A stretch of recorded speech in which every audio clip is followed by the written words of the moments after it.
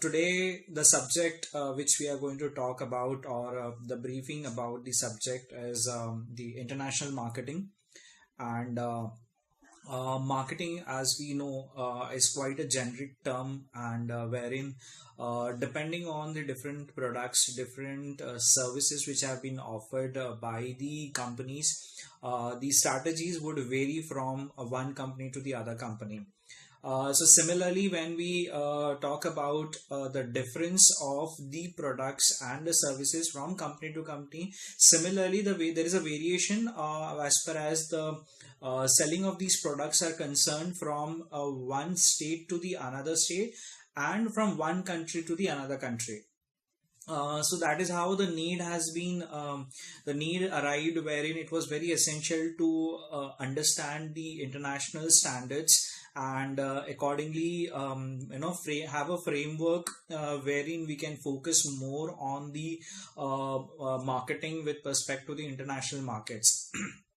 And as we know that the globalization is on a very higher scale, it's growing day by day.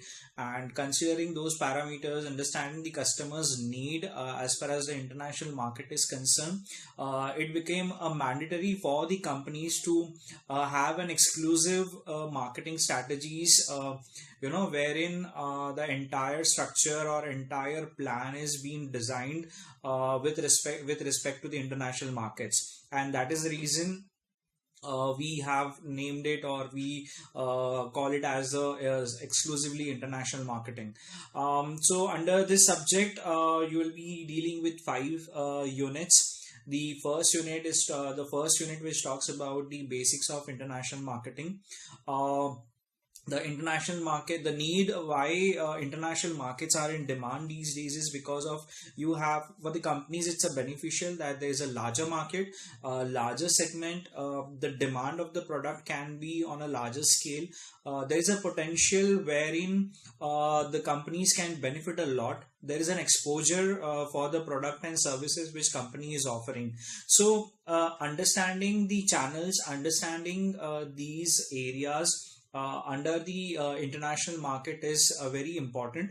And as the management professionals and people who are looking forward to make their careers in international markets, for them definitely this subject is going to help them in understanding the all basic things, basic requirements of the market.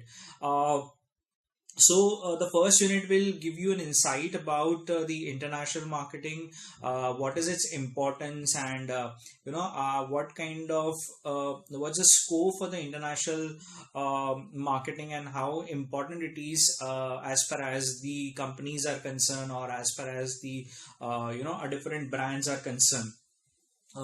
Then also we will be understanding the different stages of internationalization, right from, like, so there's a five stage process as far as internationalization is concerned, wherein right from starting to increasing, changing, re-increasing, and then increasing. So these are the five stages which we will be studying under stages of internationalization. You'll be also going through the market, international marketing environment, where all the elements like your external factors, internal factors, which could affect these strategies, or which could have a direct impact on the selling of the products, through the different channels. So the first unit is an eye opener, I would say, because it will take you to a certain basic outlines of the how actually, rather than saying how actually, it is more of like what exactly is the international marketing. So whatever activities which we are doing in terms of selling the products or creating an awareness, but then that has been done only to the country level or a state level. But then when the company is planning to take this to the another country, or dealing with another country, then definitely every country has their own norms, rules, and regulations. So considering and understanding understanding these rules and regulations is very essential for the marketers, and that's what the first unit will help us to know the basic fundamentals of international marketing. Correct. The second unit will talk about the international promotion. So we know that marketing mix deals with a broader four important P or four important elements. So that's your product, price, promotion, and place. So promotion definitely plays a vital role, because you might have a manufacturing unit in India, but then simultaneously you are promoting your products, and you are providing your products and the services to another country. So the basic flow or the important flow which would work over here is a marketing strategy: how you promote the product, how you actually push and convey the message, understand the customer segment over there, and on those basis you decide the promotional tools. So promotional tools would again vary. Something which works in India might not work in other countries, or something which is working in India, other countries might not work in India. So considering those rules and regulations, trying to find out the trends, trying to find out what works in a specific country, like in UAE and all, the trends would be entirely different, and the trend would be the trend in Singapore and Malaysia would be entirely different. So what one need to understand is, before deciding the promotional tools, go through the entire process, find out what are the various challenges, what are the various what are the advantages and disadvantages of using a certain promotional tools. So in second chapter we'll be talking about the different policies, the promotional policies, the right from the advertisement campaign to digital marketing, or maybe putting up the hoardings, and the way the product the way the drive can be arranged in different countries, for the promotional activities. Then we'll be also understanding about the international marketing communication. Of course, there are certain kind of standards, right from sending a proposal to drafting a proposal, to sending a proposal, executing it, and handling the entire PR activities, and sending up the details about the company. So the entire communication has to be very clear, has to be very specific, and need to be followed up, the rules and regulations which are required for the communication between the two companies and between the two countries too, right? So apart from that, under the second unit you will also understand the norms required for the brands, the certain kind of standards which have to be maintained by the companies under for the products and the services which they are offering. The labeling is definitely labeling is again one of the important factor, because if we are selling a certain kind of products into a different country, then we need to create a structure, or we need to create a label of the regional language and put up the details which would be really understood by those people or by the specific targeted audience. So all minute things as far as the related to the products are concerned, the services are concerned. But then as a marketer, if we study and if we jot down the areas which one need to focus on while dealing with the international markets, then it becomes very easy for us to make sure that we are not missing out any factor. So whether it is putting up the product into the different stages for the internationalization, or whether it is deciding or creating the promotional policies, or creating a marketing international marketing communication plan for the company. So all these elements will be covered up in that. Also the packaging, the branding, and the labeling things. So the second unit will give you an insight about these areas, and will also throw more light on the aspect of your product when it is being the product which you are planning to sell into the other countries. The third unit, which talks about the finances, the financial challenges and the financial transactions between the two countries and the two business units. So you have a different export import policies, exempt policies are there, which one need to understand, go through the areas wherein you can actually try to figure it out whether you fit into the specific criteria or not, whether your company is in position to fulfill those norms, those criterias, and then only you can go ahead to sell your products or offer your services to the other countries. So the exim policies are quite important for any individual, before doing any kind of transaction or before giving any kind of commitment of selling or buying the products in either of the countries.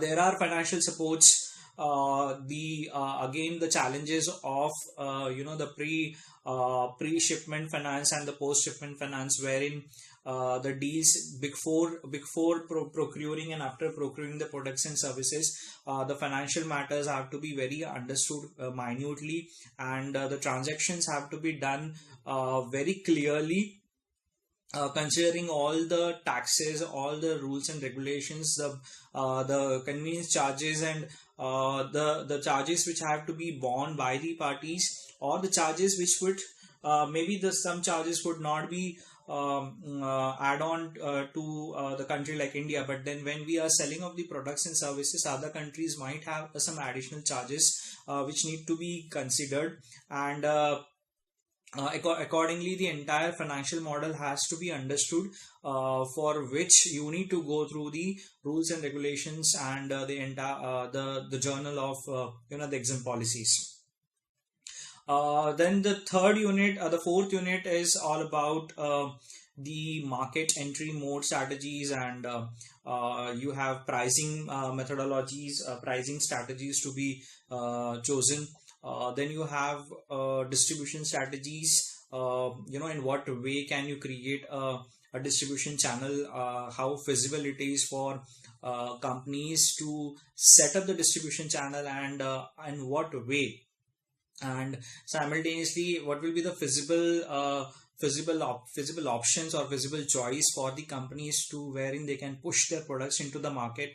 And simultaneously the most important factor is the pricing of the products, because definitely the monetary calculations would be different from every country. So we also need to make sure that the price tags and the kind of revenue which we are expecting after the closure of the deal or after selling of that product has to be worth of it.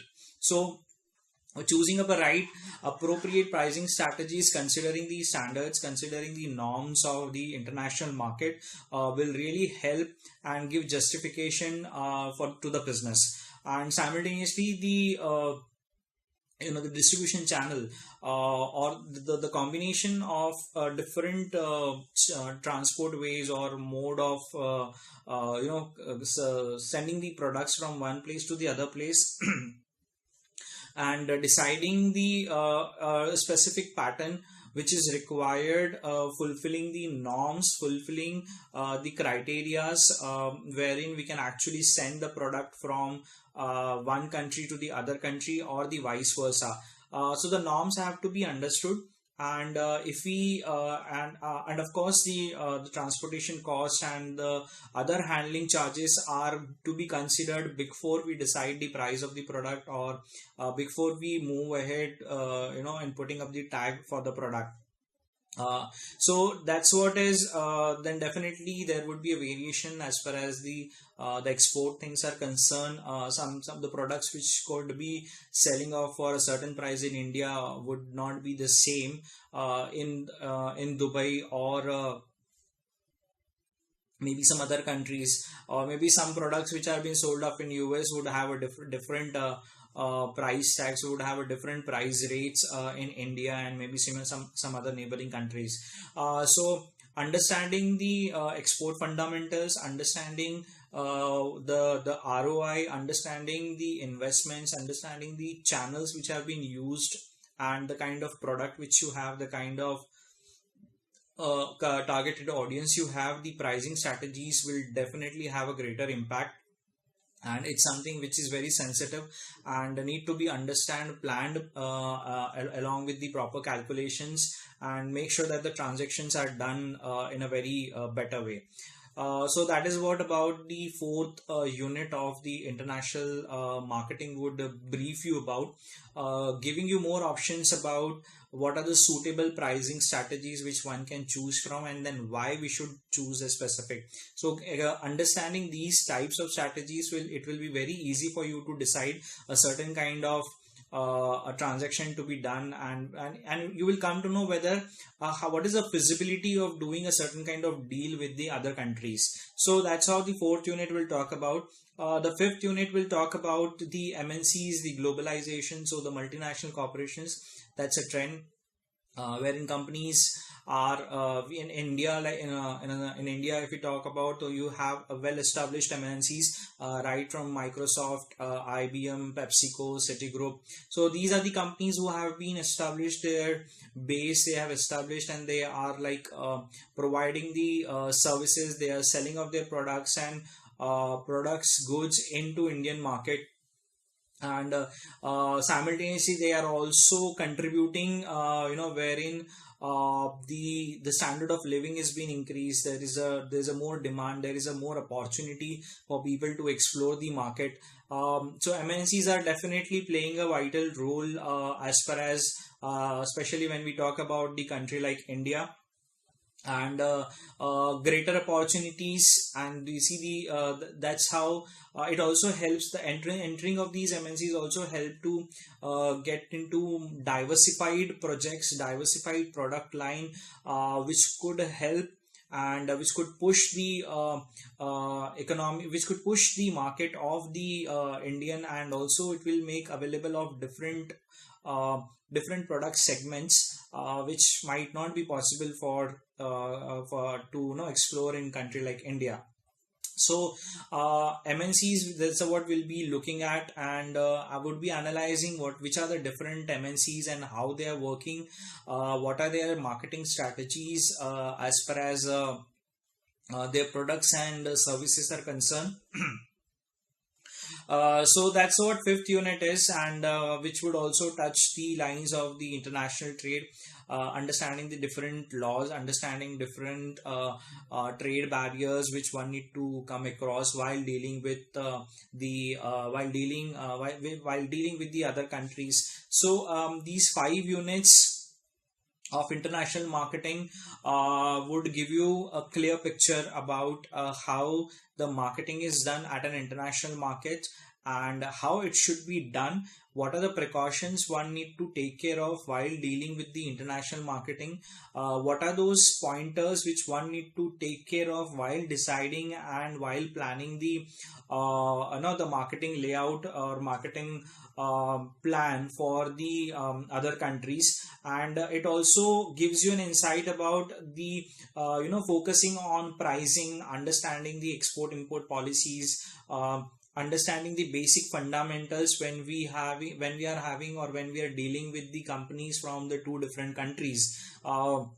So the distribution channel would matter, definitely the promotional campaigns would differ, and simultaneously as we are going towards the globalization part, then definitely there would be more and more challenges and more different market segments will be explored. But then understanding and reading these fundamentals and reading the case studies by of the various MNCs who have been able to successfully do the business, or understanding how they are doing the business, will also give you a more insight in case if you are planning to work in our international markets. So definitely there is a wonderful opportunities into the market. People who are keen of getting into international marketing, or are planning to kickstart their journey as a international marketing executive, or as an international market consultant. So definitely this subject will help you to have a clear have the basic fundamentals on a very clear way, and then accordingly slowly and steadily you can upgrade your knowledge, enhance your basic skills on these areas. Like I highlighted the important element, your international trade policies and export import policies. So understanding and having a more detail from the interest, from the point of view of what is that makes you more attracted, or what is that makes you more comfortable area from this subject, then definitely you can enhance, you can develop your expertise knowledge, you can create an expertise domain into this. And definitely there would be companies who would love to avail the services from you, for creating the marketing plan for their products, or getting the promotional activities done for the international market, wherein they can hire your services as a marketing consultant. So yeah, that's what about all about this subject. In case if you have any questions, so you can text me, and then accordingly we can take it ahead.